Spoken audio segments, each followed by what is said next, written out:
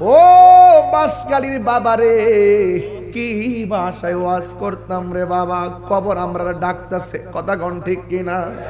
দাড়িগুলা বুঝি পাইকা গেছে, আর মাথার চুলগুলো বুঝি পেকে গেছে। এই কথা ভাইব না, দাড়ি পাকছে বইলা মরণ আসবে। অনেক যুবক দেখা যায় দাড়ি উঠার আগেই রাস্তায় মরে পড়ে থাকে, কথা বলেন ঠিক কিনা? জবান খুলি বলুন হায়াতের মালিককে। এই জন্য আমাকে আপনাকে জানাজার নামাজ দিয়ে কবরে নিয়ে যাওয়া হবে। ওই কবরে নেওয়া যাওয়ার পর কাদের মধ্যে করে আসল বাড়িতে নিয়ে যাবে। ও বন্ধুরে, বন্ধুরে, ও বাবা, কবরের মধ্যে নামানোর সময় 2-3 জন কবরে নাইবা লাশটারে মায়া কইরা নামাইব। মায়া কইরা নামাইয়া এবার যখন তোমার মাথার উপরে, বডির উপরে সুন্দর করে বাঁশগুলা বিছাইয়া দিব, আর যখন চাটাই গোলা বিছাইয়া দিয়া একটা দোয়া পইরা, হুজুর একটা দোয়া পইরা মাটি দেয়, মিনহা খলাকনাকুম ওয়া ফিহা নুঈদুকুম ওয়া মিনহা।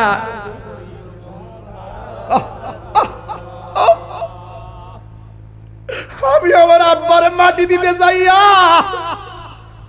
যখন আমি মাটিগুলা দিতেছি, আর মনে মনে ভাবতেছি আমার আব্বার তো আমি আর জিন্দেগিতে দেখতে পারবো।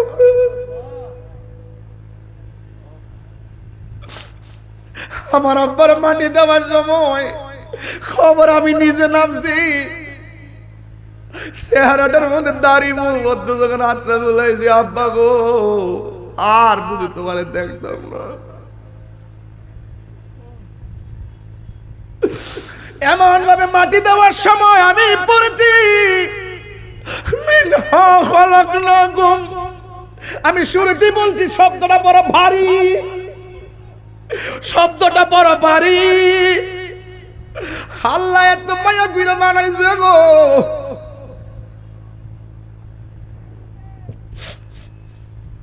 ওয়া ফিহা নুঈদুকুম ওয়া মিনহা নুখরিজুকুম তারাতান উখরা।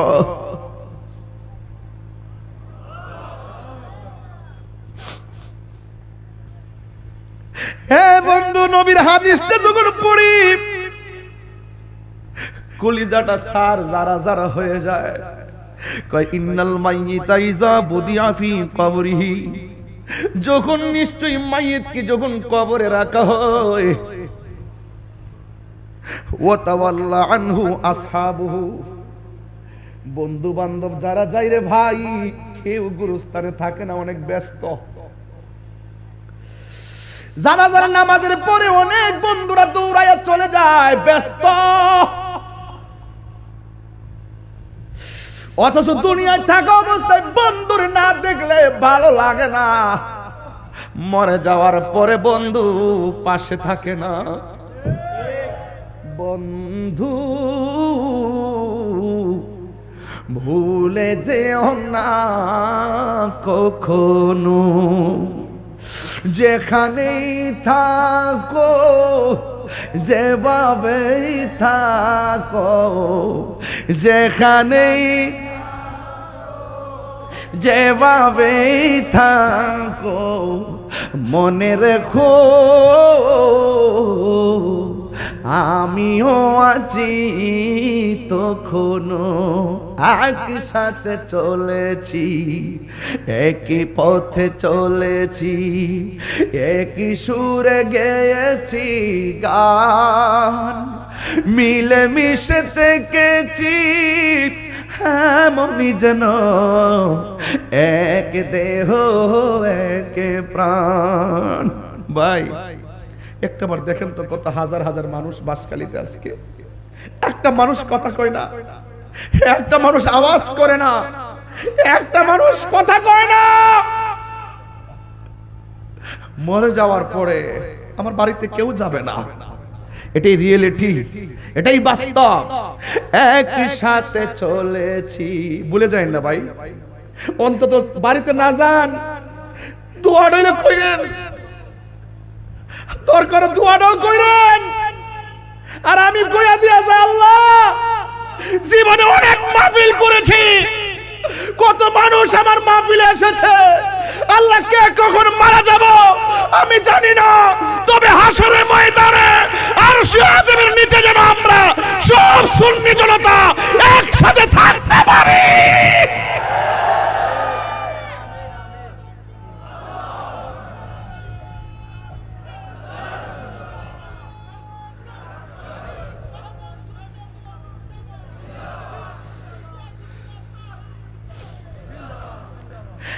একই সাথে চলেছি, একই পথে চলেছি, একই সুরে গেয়েছি গান, মিলে মিশে থেকেছি এমনই যেন এক দেহ এক প্রাণ।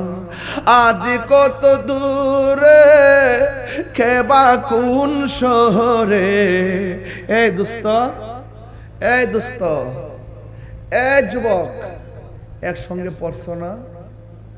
আমার ক্লাসমেট ছিল না? বহুত ক্লাসমেট এখন বিদেশে, বহুত ক্লাসমেট চলে গেছে, বহুত ক্লাসমেট দেশের বিভিন্ন চাকরি।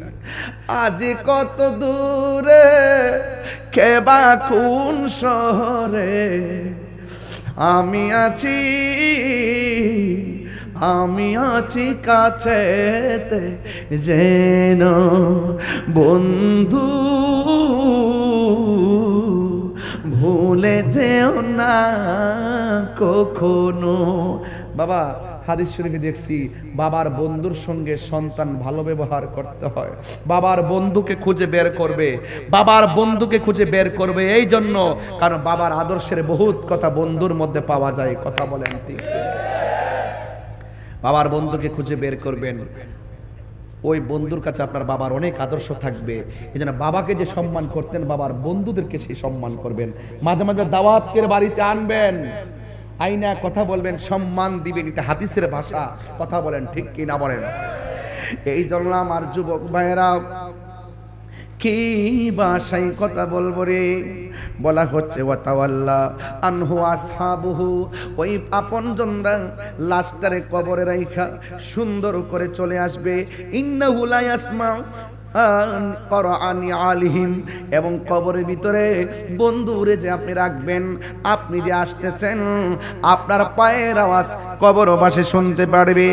আতাহুম মালাকানে, এরপরে দুইজন ফেরেশতা কবরের মধ্যে আসবে। ফায়াকুদানহি, ওই কবরের ভিতরে আইসা কবরবাসীরে উঠায়া বসাবে। ও বন্ধুরি, ওই সময়টা কেমন হবে রে, যখন ফেরেশতা তোমারে কবরে উঠাইয়া বসাবে। একটা সেলাই সারা কাপড়ের কাপড় পইরা কবরে থাকবেন। ডানে মাটি থাকবে, বামে মাটি থাকবে, সামনে মাটি, পিছনে মাটি থাকবে, লাইট নাই, বাতি নাই। বলা হচ্ছে ফায়াকুদানহি, ও বন্ধু, কবরবাসীটারে যখন উঠাইয়া বসাবে, উঠাইয়া বসার পরে কি বলবে জানেননি? ফায়াকুলানে লাহু, ওই দুইজন ব্যক্তি কবরবাসীকে বলবে, মা কুনতা তাকুলু ফি হাজার রাজুল মুহাম্মদ। ওই কবরের ভিতরে মাইয়াতকে দুইজন ফেরেশতা বলবে, নবী সম্পর্কে তুমি দুনিয়াতে কি বলতে? ফা আম্মাল মুমিন, যদি কবরবাসীটা মুমিন হয়, ফায়াকুলু, সে বলবে আশহাদু আন্নাহু আব্দুল্লাহি ওয়া রাসূলুহু। ওই লোকটা বলবে, আমি সাক্ষ্য দিচ্ছি তিনি হলো আল্লাহর বন্ধু এবং আল্লাহর রাসূল। এরপরে কি হবে জানেন? এরপরে কল ফায়াকুলু উনজুর ইলা ফায়াকুল উনজুর ইলা মাকাদিকা মিনান নার। ও কবরবাসী, তুমি জবাব দিয়েছো, তোমার সামনে থেকে একটু সামনে তাকাও। সামনে তাকায় দেখবে জাহান্নামের আগুন ধাউ ধাউ করে জ্বলতেছে। এবার কবরবাসী বলবে, ও ফেরেশতারা, আমি তো জবাব দিয়েছি, আমি তো নবীকে চিনেছি, তাইলে আমার সামনে কেন জাহান্নামের আগুন তুলে ধরলেন? এবার কয় তোমাকে দেখাচ্ছি, উত্তর না দিলে কি অবস্থা হইতো, এই জন্য আগুনটা আগে দেখাইলাম। কদ আবদালাকাল্লাহু বিহি মাকআদাম মিনাল জান্নাহ। তুমি কবরে সুন্দর জবাব দেওয়ার কারণে আমার আল্লাহ ওই জাহান্নামের আগুন বদল কইরা আমার আল্লাহ তোমার জন্য জান্নাতের বাগান বানায়া দিছে। চিৎকার মেরে কি আল্লাহু আকবার বলা যাবে না? خالق السماوات والأرضين الصلاة والسلام على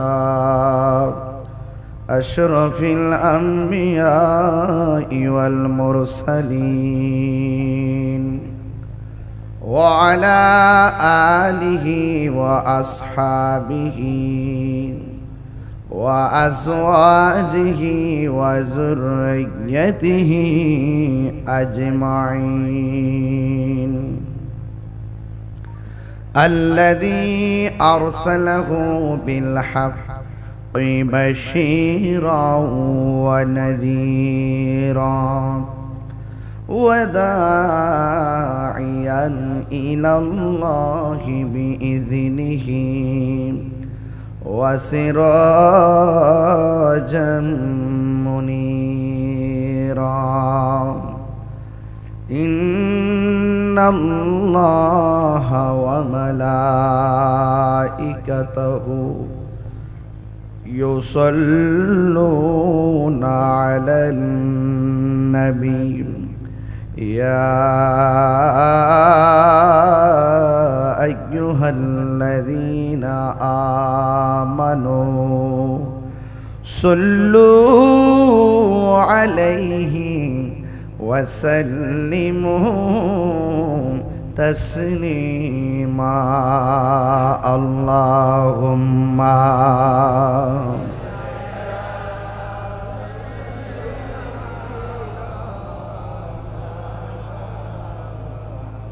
وعلى آل سيدنا দরদ মাখা কণ্ঠে পড়ি আল্লাহুম্মা সাল্লি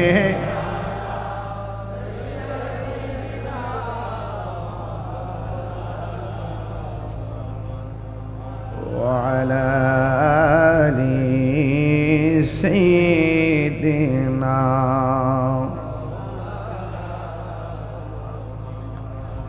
বাতি ছাড়া মাটির ঘরে সাদের দেহ থাকবে পড়ে সাদা কাফন ছাড়া দেহে কিছুই রবে না রে কিছুই রবে না জারি জুরি বাহাদুরি পাপে ভরা সল ছাতুরি জারি জুরি বাহাদুরি পাপে ভরা সল চাতুরি মরণ মানে না রে মরণ মানে না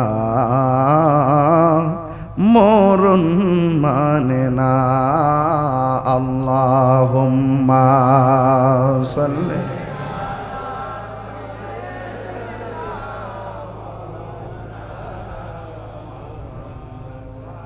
وعلى آل سيدنا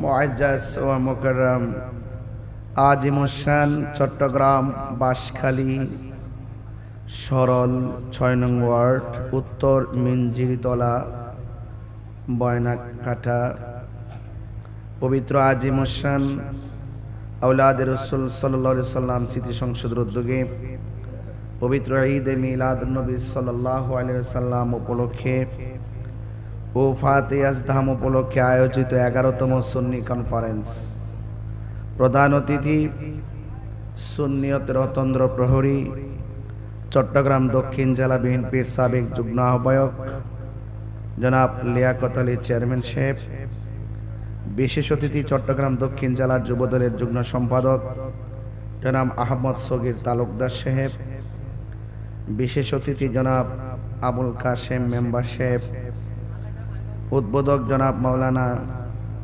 নুরুল কবির সাহেব, সভাপতি জনাব হাফেজ মাওলানা আব্দুর রহমান সাহেব, আমার পূর্বে যিনি দীর্ঘক্ষণ আলোচনা করেছেন সারা বাংলার সারা জাগানো আলোচক, অত্যন্ত কুকিল কণ্ঠের অধিকারী আজিমুসান উরকিরচর মোহাম্মদিয়া গাউসিয়া সুন্নিয়া সিনিয়র মাদ্রাসার অধ্যক্ষ আল্লামা হাসান রাজা আল কাদরি হুজুর মুদ্দাজুল্লাহ আলী, বক্তব্য রেখেছেন মাওলানা নজরুল ইসলাম আল হুসাইনি সাহেব, ইন্তেজামিয়া কমিটির পক্ষে জনাব জয়নাল আবেদিন সাহেব ও মোহাম্মদ আলম সাহেব, আওলাদে রাসূল সাল্লাল্লাহু আলাইহি সাল্লাম স্মৃতি সংসদের সদস্যবৃন্দ, যেই মহান রব্বে করিম আমাদের সকলকে আজ ইমোশন মাহফিলে আসার সুযোগ দিয়েছেন, শুকরিয়া তান সকলে পড়ুন আলহামদুলিল্লাহ। লাখ কোটি দরুদ ও সালাম ওই নবীর নূরানি কদম মোবারকে, যিনি হায়াতুন নবী, নূর নবী, গায়েবের খবর দেনওয়ালা হুজুর পুর নূর সাল্লাল্লাহু আলাইহি ওয়াসাল্লামের উম্মত হিসাবে আল্লাহ পাক আমাদের সকলকে কবুল করেছেন। এই জন্য শুকরিয়া তান সকলে পড়ি আলহামদুলিল্লাহ। আমি আপনাদেরকে, আপনারা দেখেছেন আমাকে বিষয় দেওয়া হয়েছে মৃত্যুর যন্ত্রণা ও কবর হাসরের তাৎপর্য সম্পর্কে আলোচনা করার জন্য। আমি আমার বিষয়বস্তুর উপরে আলোচনা শুরু করার পূর্বে আপনাদেরকে একটি পরামর্শ দিতে চাই। সেই পরামর্শটি হলো, স্বাধীনতার পর এই বাংলাদেশে ধারাবাহিকভাবে আমরা প্রমাণ করতে সক্ষম হয়েছি এই দেশে একমাত্র শান্তিপ্রিয় দল আহলুস সুন্নাত ওয়াল জামাত। বাসকালী মানুষের কানে সেই আওয়াজ পৌঁছেছে কিনা আমি জানি না। আহলুস সুন্নাত ওয়াল জামাত বিগত দিনে ৩-৪ কমিটিতে বিভক্ত ছিল। এখন আহলুস সুন্নাত ওয়াল জামাত আগের চাইতে সীসা ঢালা প্রাচীরের চাইতে আরো শক্তিশালী। আহলুস সুন্নাত ওয়াল জামাত কি এখন ২ না ১? হাত তুলে বলতে হবে ২ না ১। আমার ভাইয়েরা, আপনারা জানেন রাজনৈতিক ভাবে আমাদের মাঝে অনেক ভাগ ছিল। ইদানিং আমরা আহলুস সুন্নাত ওয়াল জামাত রাজনৈতিক ভাবেও সুন্নি জোট নামে আত্মপ্রকাশ করা হয়েছে। কথা বলেন ঠিক কিনা? এই হাজার হাজার মানুষ আপনারা এসেছেন, আমার ভাই লিয়াকত ভাই সুন্নিয়তের সপক্ষে জোরালো বক্তব্য দিয়েছে। আমি আশা করব সুন্নিয়তের হাতকে যদি স্ট্রংলি শক্তিশালী করতে হয়, আমাদের আহলুস সুন্নাত ওয়াল জামাতের রাজনৈতিক যে দলগুলো রয়েছে, ওই রাজনৈতিক দল এলাকা ভিত্তিক প্রত্যেকটা দলের প্রধানকে এই পুষ্টার আওতাভুক্ত করতে হবে। কথা বলেন ঠিক কি না বলেন? খুব ভালো লাগছেন যে সার্বভৌমত্ব সুরক্ষায় এবং ইসলামের সুরক্ষায় আমাদের সকলকে ঐক্যবদ্ধ থাকতে হবে। দেশদ্রোহী এবং ধর্মদ্রোহী এরা কখনো এই দেশের ভালো চায় না। কথা বলেন ঠিক কি না বলেন?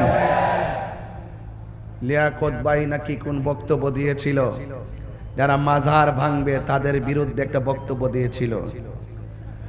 এটাকে নাকি কেউ অপপ্রচার করেছে। এখানে অপপ্রচারের কি হইল ভাই? আপনার বাবার কবর যদি কেউ এসে আগুন লাগাই দেয়, আপনি কি তাকে ছেড়ে দিবেন? যারা অপপ্রচার করেছেন, আপনার দাদার কবর যদি কেউ পা দিয়ে লাথি মারে, আপনি কি ছেড়ে দিবেন? তিনি তো ভালো কথা বলছেন। এই দেশে ইসলাম আনছেন আল্লাহর ওলিগণ। সেই ওলি আল্লাহর মাজার যখন লাগাতার ভাঙ্গা শুরু করেছে, আজকে লিয়াকত আলীর মতন এমন দায়িত্বহীন দেশপ্রেমিক ওলি প্রেমিক বক্তব্যকারীদের কারণেই মাজার ভাঙতে গিয়ে এখন এক শ্রেণীর মানুষ ১০০ বার চিন্তা করতেছে। এটা দেশ স্থিতিশীল হওয়া ওই মুহূর্তে বক্তব্যটা খুব প্রাসঙ্গিক ছিল। কথা বলেন ঠিক কিনা? আমি তো বলেছি, এখন আমি বক্তব্যের মধ্যে আর প্রতিবাদ করি না। এখন গ্রামে গ্রামে মহল্লায় মহল্লায় মাজার সুরক্ষায় প্রতিরোধ কমিটি গঠন করা হবে। ঠিক কিনা বলেন? ৫-৭-১০ গ্রাম মিলে প্রতিরোধ কমিটি গঠন করবেন। কারণ এই দেশে ইসলাম এনেছেন আল্লাহর ওলিগণ। আজকে আমাকে কবর হাসরের আলোচনা করতে বলেছেন। যারা আখিরাতকে ভয় করে, যারা কবরের জবাবদিহিতার ভয় করে, আল্লাহর হাবিব যেখানে বলছে তোমরা কবর জিয়ারত করো, কবর জিয়ারত করলে দিল নরম হয়, কবর জিয়ারত করলে আখিরাতের কথা স্মরণ হয়। সেই রওজাকে, সেই কবরকে যখন লাথি মেরে ভেঙে দেওয়া হয়, এরা কখনো দেশের সভ্য মুসলমান হতে পারে না।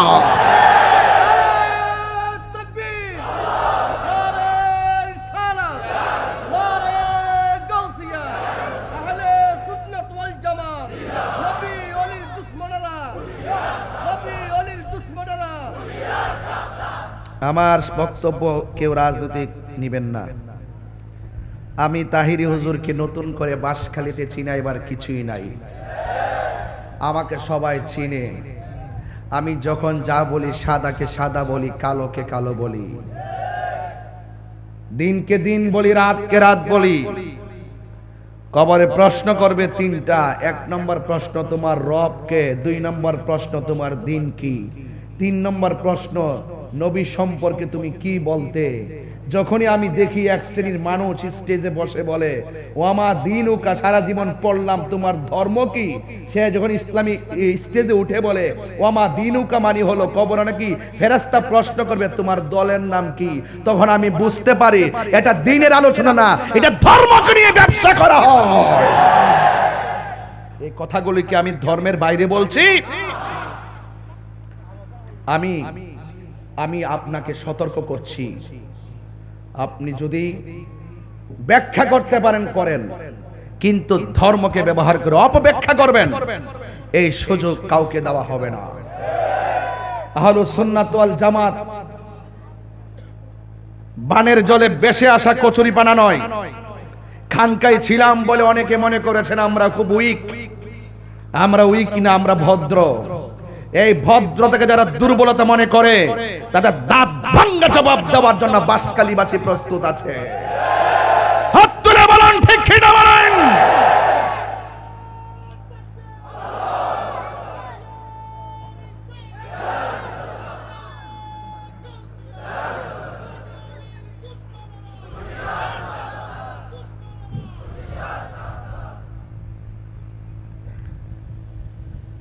যারা আল্লাহর সঙ্গে নাফরমানি করে, যারা নবীর সঙ্গে নাফরমানি করে, এদের ব্যাপারে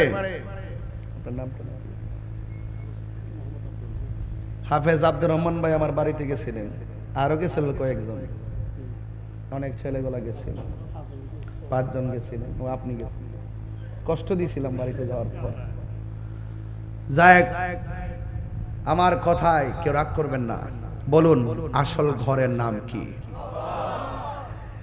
যারা আল্লাহর সঙ্গে নাফরমানি করবে, নবীর সঙ্গে নাফরমানি করবে, কোরআনের অপব্যাখ্যা করবে, নিজের ব্যক্তি স্বার্থ হাসিল করার জন্য ইসলামকে জাস্ট সময়ের সাপেক্ষে ইউজ করবে, আবার সুযোগ পেলে যারা ইসলামকে ভুলে যায়, যারা দিনের বেলায় মাথায় পাগড়ি পরে রাস্তার মধ্যে দাঁড়িয়ে নামাজ পড়ে, আর যারা রাতের বেলায় স্বার্থ সিদ্ধি হাসিল করার জন্য বান্ডেল খেয়ে ডলার খেয়ে কালার পাল্টায়, এরা মুসলমান হতে পারে না। আমরা দিনে যেমন রাত্রেও, গত 10 বছর আগে যেমন এখনো, স্বাধীনতার আগে যেমন এখনো, দেশকে যারা ভালোবাসে আমরা তাকে ভালোবাসি, ধর্মকে যারা ভালোবাসে আমরা তাকে ভালোবাসি, যারা আল্লাহর ওলিদেরকে ভালোবাসে আমরা তাদেরকে ভালোবাসি, যারা নবীকে ভালোবাসে আমরা তাদেরকে ভালোবাসি, যারা আখিরাতকে বিশ্বাস করে আমরা তাকে ভালোবাসি, যারা আহলে বাইত রাসূল সাল্লাল্লাহু আলাইহি সাল্লামকে ভালোবাসে আমরা তাকে ভালোবাসি। সেই ভালোবাসার মানুষটা যদি এমপি হয় আমি তাকে ভালোবাসি, সেই ভালোবাসার মানুষটা যদি মন্ত্রী হয় আমরা তাকে ভালোবাসি। যেই ব্যক্তি আহলে বাইতকে ভালোবাসে না, আল্লাহর হাবিবকে ভালোবাসে না, ইসলামকে সে ভালোবাসে না, সঠিকভাবে ধর্মকে ধারণ করে না, আমরা তাকে স্যান্ডেলের ধুলাও মনে করি না।